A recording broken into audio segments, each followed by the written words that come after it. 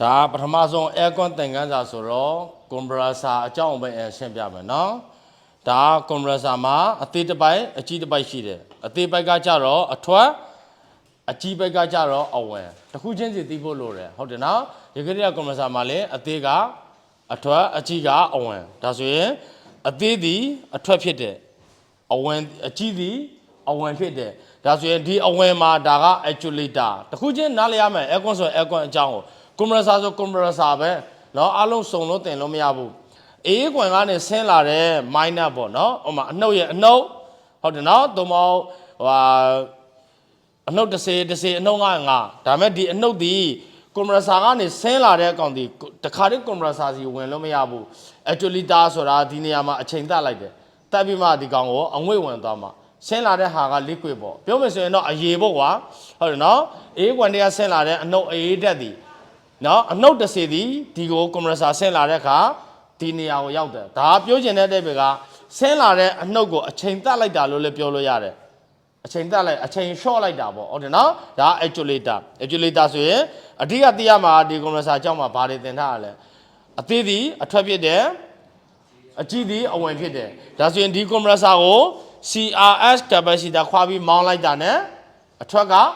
အသေးကဘာထွက်မလဲထွက်မယ်အဝင်ကအကြီးကဝင်မယ်အဲဆိုအဓိကသိရမှာကအထွက်သည်ဘယ်သူအဝင်သည်ဘယ်သူဆိုတာသိရမယ်ဟုတ်တယ်နော်ဒါဆိုရင်ကိုမဒီဟာက compressor ရဲ့ပိုက်ကလားအထွက်ပိုက်သည်ဘယ်ပိုက်လဲအဝင်ပိုက်သည်ဘယ်ပိုက်လဲဆိုတာကိုပဲ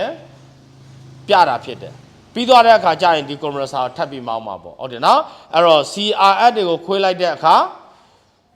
compressor မောင်းလိုက်တာ ਨੇ ဘယ်သူကထွက်မလဲအသေးကထွက်မယ်ဒါအဆုံးပဲတော့ပြောင်းပြန်ထွက်လို့မရဘူးဒါဆိုရင်နားလည်အောင်ပြောမှာကအထွက်ဆိုတဲ့ဟာကထွက်ပဲထွက်လို့ရမယ်ပြန်ဆုပ်လို့မရဘူးအဝင်ဆိုတဲ့ဟာကဝင်လို့ပဲရမယ်ပြန်ထွက်လာလို့မရဘူးဟုတ်တယ်နော်ဒါဆိုရင်တော့အဝင်ထွက်ကိုသိပြီလားဒါဆိုဒီ compressor ကိုမောင်းလိုက်မယ်ဘာလုံးမလုံးကိုစမ်းမယ်အသစ်မှာကြတော့လုံးမယ်အဟောင်းမှာကြတော့တိတ်မလုံးနိုင်ဘူးပေါ့ဟုတ်တယ်နော်ဒါဆိုရင် compressor တစ်လုံးဆွဲမယ်ဒီနေရာမှာcompressor အကြောင်းပဲပြနေတာနော်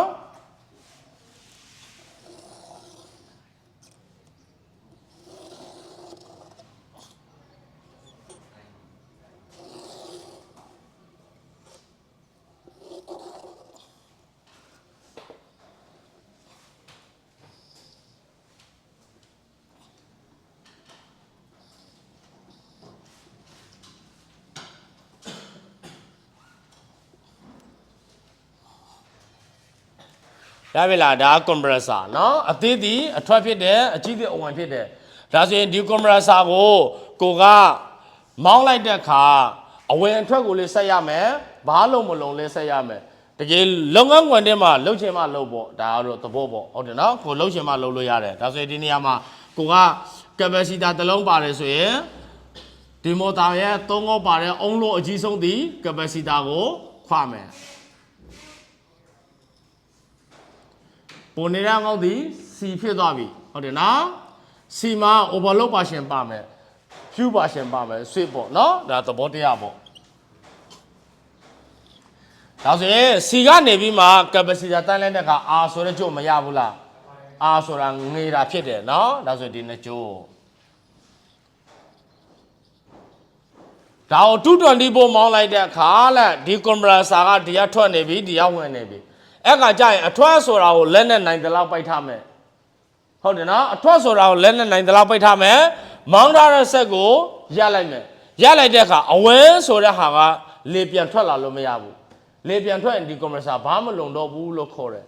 ရှင်းပြီလားမသိဘူးပထမနံပါတ်1ကဘာကိုသိရမလဲပြောထားလဲအဝဲအထွက်ပိုက်ကိုသိရမယ်ဟုတ်တယ်နော်အဝဲရဲ့အထွက်ရဲ့အဝဲဆိုတာကတော့နံပါတ်2ကအထွက်ဆိုတာကတော့ဒီချက်လို့ခေါ်တယ်အဝဲဆိုတာက session ရှင်းပြီလားမသိဘူးဒါကဘာလဲဒီချက်ပိုက်ဒါကဘာလဲ session ပိုက်ရိုးရိုးလေးဒါနားမလည်ဘူးဆိုရင်အထွက်ဒါကအဝဲရှင်းပြီနော်ခေါ်တတ်တယ်ဆိုရင်တော့ဒီချက် session မခေါ်တတ်ဘူးဆိုရင်အဝဲအထွက် ဟုတ်တယ်နော်ဒါကိုသိပြီးသွားပြီဆိုရင်ဆက်ကိုမောင်းမယ်ဆက်ကိုမောင်းလိုက်တဲ့ကအထွက်ဆိုတဲ့ဟာက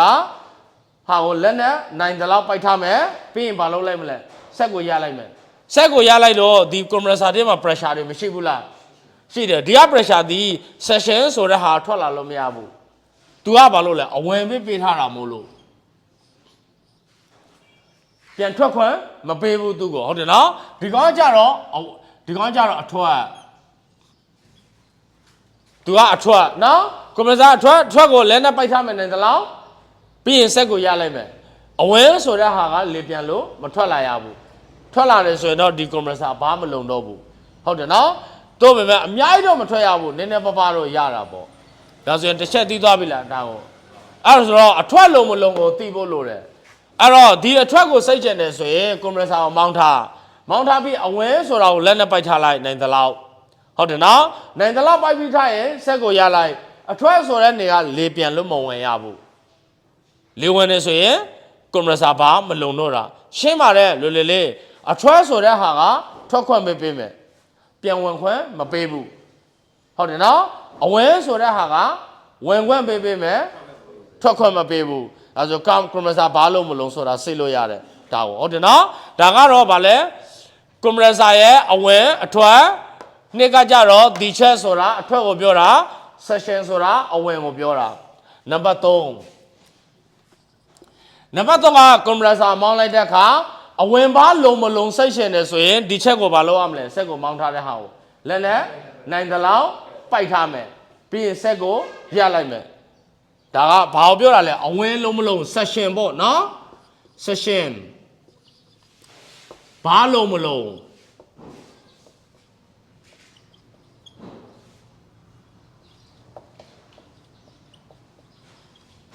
ဘာလုံးမလုံးဆက်စစ်မယ်ဆိုရင် compressor မောင်းထားတယ်ဟုတ်တယ်နော်ဒီချက်ကိုဘာလုပ်မလဲဒီချက်ကိုလက်နဲ့နိုင်သလောက်ပိုက်ထားဟုတ်တယ်နော်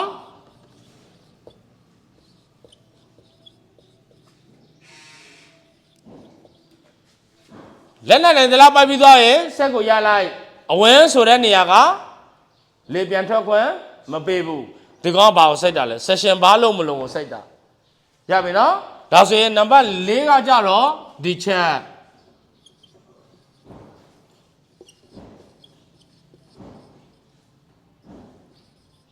ဒီချက်ဘာလုံးမလုံးစိုက်မယ်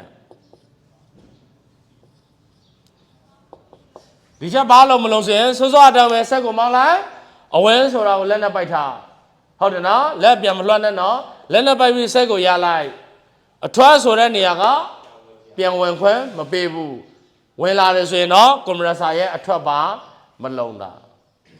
ရှင်းပြီလားဒီထိဟုတ်တယ်နော်ဒီကိုမှ live ပေါ်မှာပြန်ကြည့်ပေါ့ video file မှာပြန်ကြည့်ပေါ့နော်โอเคအဲ့ဒါကနံပါတ်5ဒါတော့စစ်စရာမလိုဘူးတကယ်လို့ဆရာတို့အရေးကြီးတဲ့အချက်တွေရလာခဲ့မယ်ဆိုရင်စစ်ရတယ် compressor ရဲ့အထွက်ကလက်ဒီချက် pressure ဒီချက် PSN ဘယ်လောက်ထွက်သွားလဲပြောချင်တဲ့အတိုက်ပဲကဒီချက် PSN ဒီ1000ထိထွက်သွားတယ်ထားလိုက်တေးကြတဲ့ PSN 1000ထွက်သွားတဲ့နေရာဒီပိုင်လန့်အရှိဘယ်လောက်ကိုသွားလို့ရတယ်ဆိုတာကိုတွက်ချက်လို့ရတယ်ရှင်းပြီလားမသိဘူးအဲကွန်းမှာတော့ပိုင်လိုင်းကတော်ထားတာမလို့ပြဿနာမရှိဘူးအဲကွန်းပိုင်လိုင်းလာကတော့သူကောင်းအောင်သွားနိုင်တယ်ဒါပေမဲ့ဒီအဲကွန်း compressor ကိုရေခဲဆက်တင်မှာတက်ဆင်တော့မယ်အေးခါနေမှာတက်ဆင်တော့မယ်ဆိုရင်ပိုင်လိုင်းတွေရှည်ရပြီပေါ့ဒါဆို तू ကအရှည်ဆုံးဘယ်လောက်ထိတက်လို့ရလဲဆိုတဲ့ဟာခမား compressor ကဒီချက် pressure ဒီချက် PSN ဘယ်လောက်ထိထွက်လာလဲအဲ့ပေါ်မှာမူတည်တယ်နားလည်ပြီလားမသိဘူးပြောချင်တဲ့အတိတ်ကဒီချက် PSN 900ထွက်တယ်ထားလိုက်ဥပမာဆိုလို့တာပင်900တက်လို့မရဘူးပြောချင်တဲ့အတိတ်ကအသွားအပြန်ရှိတာမို့လို့ရှင်းပြီနော်တကယ်လို့ဒီချက် pressure ဥပမာပြောတာဒါကဒီချက် pressure 900ထွက်တယ်ထားလိုက်ဟုတ်တယ်နော်900ကို3ပုံပုံလိုက်မယ်ဟုတ်တယ်နော်900ကို3ပုံပုံလိုက်တော့2ပုံ3တယ်ဆိုရင်မသွားနိုင်ဘူးလား250လောက်သူကောင်းကောင်းသွားနိုင်တယ်250ဆိုတာ900ပြေးဖို့တက်သွားချင်းမယ်900ကိုအပြည့်မသုံးရဘူးနားလည်အောင်ပြောချင်တာဒါကအဲကွန်လောကမှာအဲ့လောက်ထိတော့မလိုဘူးဒါမဲ့ဆရာတို့ကဒီမှာပြတာရေခဲခန်းလည်းပါရေခဲဆက်လည်းပါတယ်အေးခန်းလည်းပါတာမို့လို့ဒါနမူနာလည်းပြတာဟုတ်တယ်နော် PSN 900ထွက်တယ်ဆိုရင်ဆရာကအသွား200သွားလိုက်မယ်အပြန်200သွားလိုက်မယ်အဲ့ဆို400ဖြစ်သွားတယ်သူကြအဆင်မပြေဘူးဟုတ်တယ်နော်အဲ့တော့အသွား100သွားမယ်အလား100သွားမယ်200အဲ့ဆိုတော့3ပုံပုံထားတဲ့တပုံလောက်ကို သူကောင်းကောင်းသွားနိုင်တယ်ဆိုတဲ့ဟာကိုပြောချင်တာနားလည်အောင်ပြောတာကနော်ဒါပေမဲ့အဲ့ဒါကတခြားဘာသာရေးနဲ့ဆိုင်သွားတာမလို့မပြောဘူးဒီမှာတော့ compressor အကြောင်းကိုပြောတာအဲ့တော့ဒီ compressor အကြောင်းပြောပြီးသွားရင် compressor C ဘယ်လောက်ထိရမလဲအဲ့လိုပုံစံမျိုးလေးလာမယ်ဒီနေ့အခုပြထားကဘာကိုပြတာလဲ aircon compressor ကဘာကိုပြလိုက်တာလဲခေါင်းဆိုင်ကအသေးသည်ဒီချက်ဖြစ်တယ်အထွက်ဖြစ်တယ်အဝင်သည်အကြည့်သည်အဝင်ဖြစ်တယ်အဲ့ဒါပြီးသွားရင်ဘာလုံးမလုံးကိုစစ်ပြလိုက်တာဒါကတစ်ဆင့်ချင်းသွားမယ်ဗီဒီယိုဖိုင်တစ်ဖိုင်ချင်းသွားမယ်ဒီဗီဒီယိုဖိုင်သည် online class မှာလေးတင်ထားပေးတယ်ညီတို့ online class ကနေလေးလာလို့ရတယ်အပြင်ကတော့အပြင် live ပုံမှာအပြင် public ပုံမှာတင်ထားတာကတော့သင်ခန်းစာလိုက်မတူဘူးဒီနေ့ aircon သင်ခန်းစာပြရင်နောက်နေ့မှာ watch user ဖြစ်ရှင်ဖြစ်နေလိမ့်မယ် aircon သင်ဒီ online group မှာတော့တီးကြအစားကားနဲ့အဆုံးအထိလောက်သွားတာကိုတင်ထားတာဒါကြောင့်မလို့ဒါတရားအရေးကြီးတယ်ဟုတ်တယ်နော်ရလို့ရပြီတစ်ဖက်